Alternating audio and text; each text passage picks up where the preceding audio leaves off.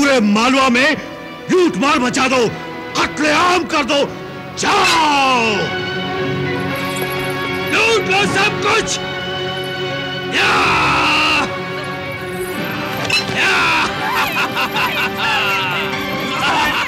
सरदार, ये सरासर जुल्म है सरदार। असलम कजिलबाश, तुम्हारी ये हिम्मत!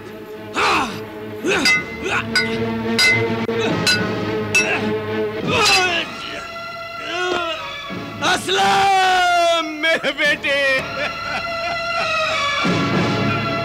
असलम मेरे बेटे, असलम।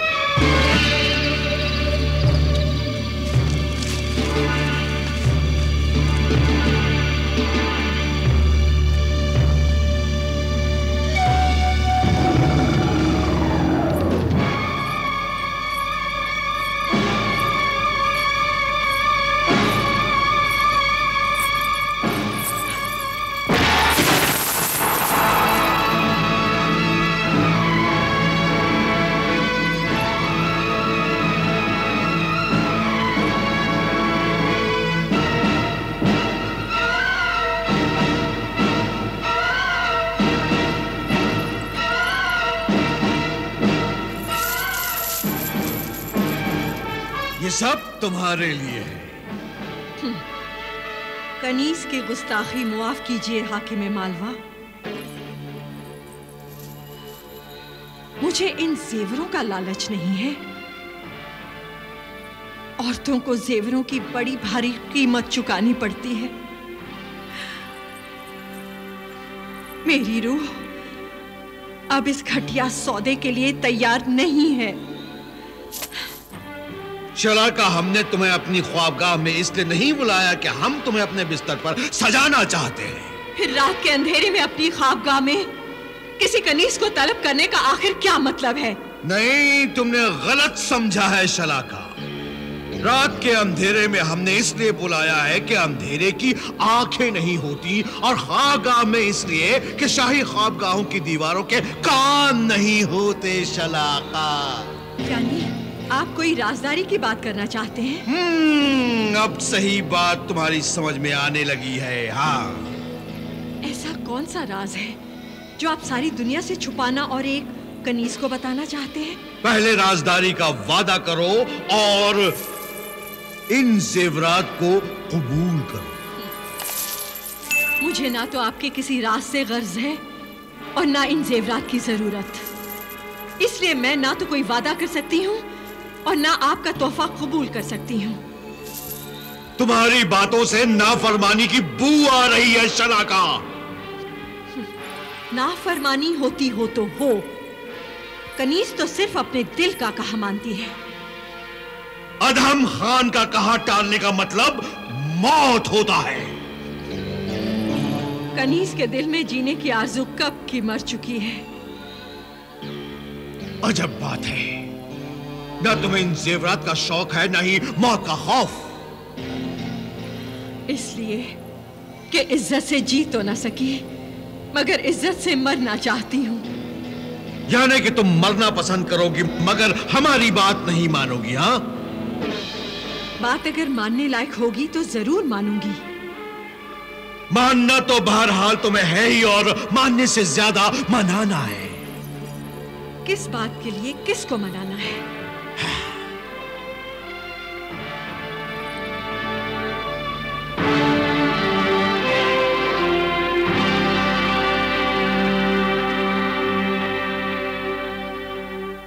तुम्हें रूपमती को राजी करना है। आज के बाद हमारी ख्वाबगाह का दरवाजा उसके लिए हर रात खुला रहेगा। हाकिम मालवा रूपमती रानी है, कोई मजबूर कनीज नहीं कि घोड़ी की तरह उसकी लगाम को जहां चाहे मोड़ लिया। हाँ, हम जानते हैं रूपमती रानी है, और ये हमारा वादा है कि हम उसे रानी की तरह ही रखेंगे। रानियां राज करती हैं, किसी जालिम सपाह सालार की गुलामी नहीं करती। शलाका, तुम एक कनीज की हद से आगे बढ़ रही हो और आप इंसानियत के हद से नीचे गिर रहे हैं। हम हम तुम्हारी जबान खींच लेंगे।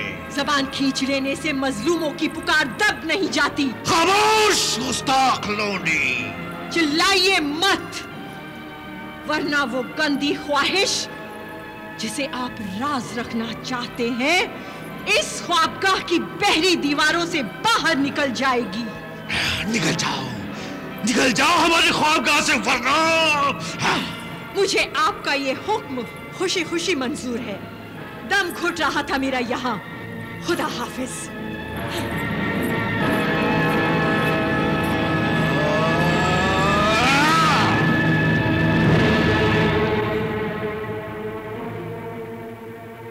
लानत है तुम पर आदम खान, लानत है। बाज बहादुर से जीत कर मगर एक लौंडी से हार गए, एक लौंडी से हार गए, एक लौंडी से हार गए।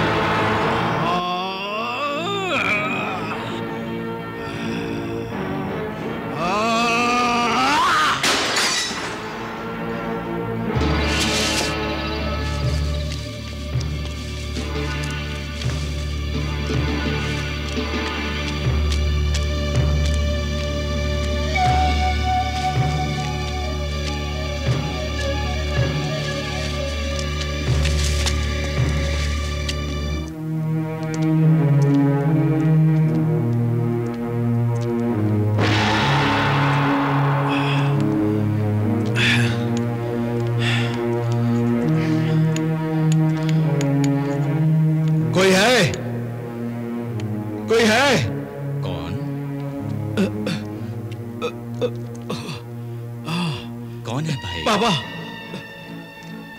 क्या हुआ? क्या हुआ? ये तो बहुत बुरी तरीके से घायल है। क्या हो गया इन्हें?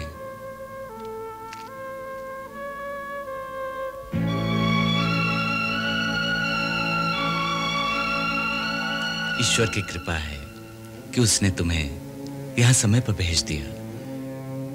यदि कुछ और विलंब हो जाता तो इनके प्राणों को बचा पाना कठिन था। आपका बहुत बहुत शुक्रिया बाबा, जो आपने इस जंगल में मदद की, इस कुटिया में पनाह दी। यहां पर जंगली जानवरों का भी डर नहीं रहा। जानवरों से कैसा डर? इस धरती पर सबसे भयानक प्राणी तो मनुष्य होता है। सच कह रहे हैं आप। इस जमीन पर आदमी ही आदमी को डस देता है। इन्हें ही देख लीजिए, ये भी तो आदमी ही के मारे हुए हैं। ये कौन है? तुमने कुछ बताया नहीं। बताने के लिए कुछ रह गया हो तो बताओ ना। सब कुछ तो लुट गया है इनका। तुम इनके मित्र हो? हाँ। और बड़ी कठिनाइयों से इन्हें बचाकर यहां लाए हो? हाँ बाबा। तो फिर तुम ये कैसे कह सकते हो कि इनका सब कुछ लूट चुका है? अरे, जिनको बुरे समय में सच्चा मित्र मिला हो वो लुटकर भी धनवान होता है। वैसे मालवा में इनसे बड़ा धनवान कोई न था। अच्छा, पर वो धनी क्या जिसे लूट जाने का भय हो? सच्चा धन तो त्याग, तपस्या और प्रेम होता है। प्रेम का रूप तो रानी रूपमती थी, जिसने मुझे भाई बनाया, और इन्हें इतना प्यार दिया कि इन्हें किसी और चीज की जरूरत ही नहीं रही। तुम रानी रूपमती की बात कर रहे हो? हाँ बाबा। ओह,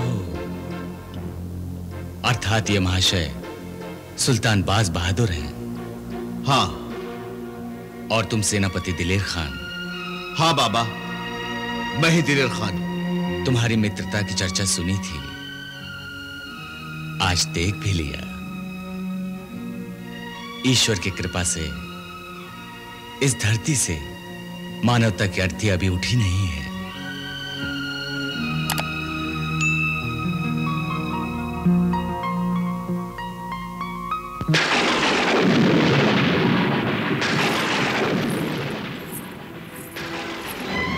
शलाका, तुम? क्या हुआ? क्या बात है? सुल्तान के बाद अब जो हो कम है। शरीफ और इज्जतदार लोगों के रहने के लिए मालवा में अब कोई जगह बाकी नहीं रह गई है। इज्जत और आदर औरत को अपने पति के होते हुए मिलती है। सच कह रही हैं आप। शादी से पहले बेटी की इज्जत की रखवाली उसका पिता करता है और शादी के बाद उसका पति। इस दुनिया में आकर पति या पिता के बिना तन्हा और इज्जत से जीना औरत के लिए बहुत मुश्किल है।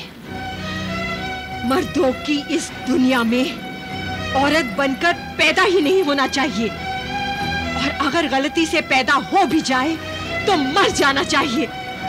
इसके बावजूद औरत जिंदा रहती है।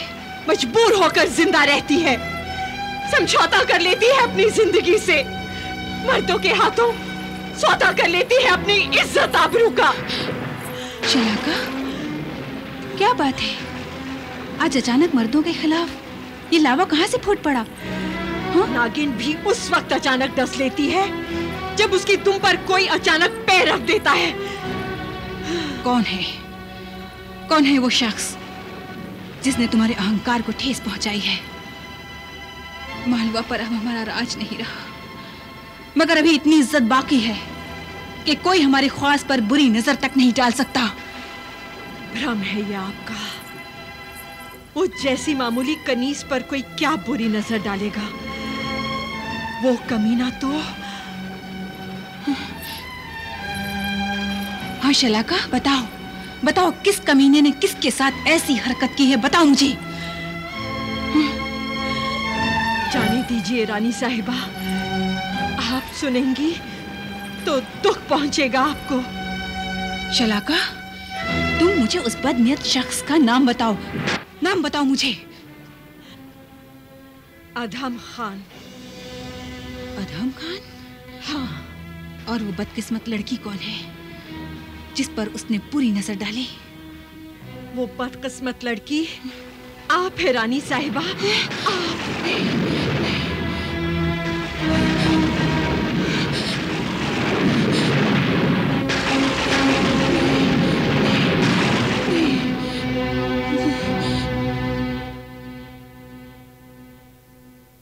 सरदार असदुल्ला कसिलबाश। जी हुजूर। ये अधम खान की मौत का परवाना है। मौत का परवाना? हाँ, जिले इलाही के नाम इस खत में न सिर्फ मालवा की जंग और फतह की रुदाद है, बल्कि अधम खान की मनमानियों की कहानियां भी हैं। ख्याल रहे, तुम हमारे खुसूसी एलची हो और ये खत तुम्हें सिर्फ जिले सुभानी के हाथों में ही पहुंचाना है। आप फिक्र ना करें, हुक्म के मुताबिक ही तामील होगी। एक बात और याद रहे, यह खबर तुम्हें जिले सुभानी को ऐन उस वक्त सुनानी है जब वो मालवा की फतह का जश्न मना रहे होंगे। लेकिन जहां पनाह की खुशियों पर यूं पानी फेर देना मुनासिब होगा? क्या वो नाराज नहीं होंगे? यही तो मैं चाहता हूं। वो अगर नाराज होंगे तो अधम खान पर होंगे, अगर नुकसान होगा तो अधम खान का होगा, और अधम खान के नुकसान में ही हमारा फायदा है। मुझे मेरा हक मिल जाएगा जिस पर बरसों से अधम खान ने कब्जा किया हुआ है, और तुम्हें इंसाफ। हाँ हुजूर वाला, मजलूमों की आहें बेकार नहीं जाती।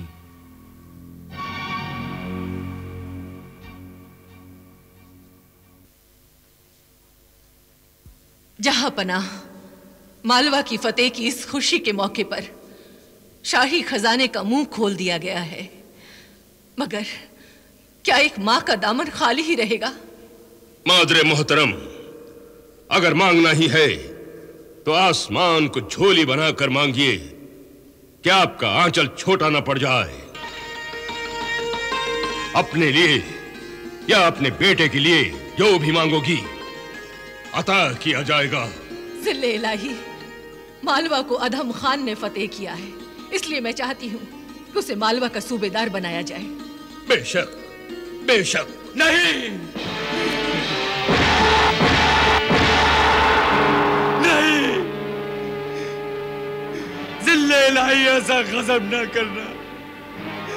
मालवा की बागडोर किसी जालिम के हाथ में नहीं दी जा सकती। कौन है ये गुस्ताख बेअदब जो जिले इलाही के रूबरू सालार आजम की शान में गुस्ताखी कर रहा है? गिरफ्तार कर लो इस गुस्ताख को। फरियादी को गिरफ्तार करना मुगलिया हुकूमत का दस्तूर नहीं है।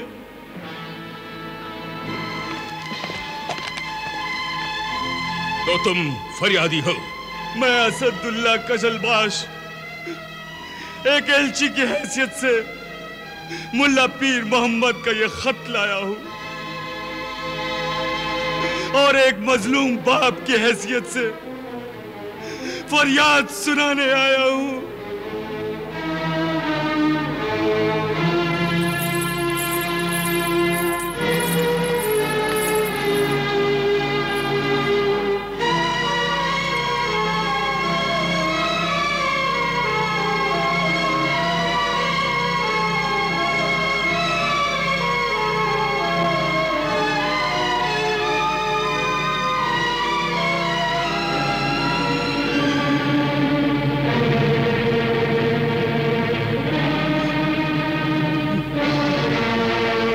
क्या जुल्म हुआ है तुम्हारे साथ? बयान करो। जिले इलाही, आप इस बहरूपिये की बातों में मत आइए। इसकी दाद फरियाद किसी दुश्मन की साजिश भी हो सकती है। नहीं मादरे मोहतरम, हमें फरियादी की बातों से सच्चाई की महक आ रही है। मालवा की फतेह के बाद सालार आजम अदहम खान ने मुगलिया फौज को लूटमार का हुक्म दे दिया था। लूटमार का हुक्म?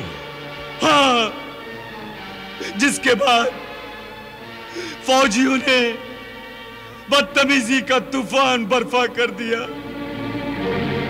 मालो जर के साथ औरतों की आबरू भी लूटी गई। नहीं, क्या हमारी फौज में एक भी ऐसा इंसान नहीं था जो इस जुल्म के खिलाफ आवाज उठाता? बहुत थे, जिनमें मेरा बेटा भी शामिल था। उसी की पादाश में उसका सर उड़ा दिया गया। जिले इलाही, मैं अपने उस नौजवान बेटे की लाश को अपने हाथों से दफना कर आ रहा हूं। क्या तुम्हारे फौजी बेटे का सर अदहम खान ने उड़ाया था? नहीं। जिले इलाही, आपने देख लिया कि मालवा में जो कुछ भी हुआ वो बेलगाम फौजियों की हरकत थी। इसमें अदहम खान का क्या कसूर? उस बेलगाम मुगल फौजी दस्ते की लगाम किसके हाथ में थी? सरदार हमीदुल्लाह बेग की कमान में तबाही मचाई गई। मेरे बेटे का सर भी हमीदुल्लाह ने उड़ाया था। जुल्म हालांकि हमीदुल्लाह ने किए हैं, मगर हुक्म अदहम खान ने दिया था। लिहाजा दोनों मुजरिम हैं और इंसाफ का तकाजा यह है कि उन दोनों को सरेआम कत्ल कर दिया जाए। नहीं! रहम जिले इलाही, रहम कीजिए। जिले इलाही, रहम कीजिए। मुझे और कुछ नहीं चाहिए। मेरे आंचल में मेरे बच्चे की जिंदगी डाल दीजिए। ये आंचल छोटा ही सही, मगर एक माँ का दामन इतना छोटा भी नहीं होता कि उसमें अपने बच्चे की जिंदगी ना समा सके। एक तरफ एक बाप फरियाद कर रहा है जिसने अपना बेटा खोया है, और दूसरी तरफ एक माँ की फरियाद है जो अपना बेटा खोना नहीं चाहती। मेरे बेटे की जान बख्श दीजिए, आपको मेरे दूध का वास्ता। इंसाफ की राह में दूध तो क्या, खून के रिश्ते भी काम नहीं आते। खुदा रहा, मेरे बेटे को माफ कर दीजिए, माफ कर दीजिए। हमीदुल्लाह का गुनाह हरगिज माफ नहीं किया जा सकता, क्योंकि वो खुद इस गुनाह में शरीक था। लेकिन अदहम खान को तो मुआफ किया जा सकता है, वो तो इस गुनाह में शामिल नहीं था। इस बिना पर अदहम खान को हम अगर माफ कर भी दें तो दुनिया यही कहेगी कि हमने उसे सिर्फ इसलिए माफ किया कि वो हमारा भाई था। अगर आप माफ नहीं करेंगे तो और कौन माफ करेगा उस नादान को?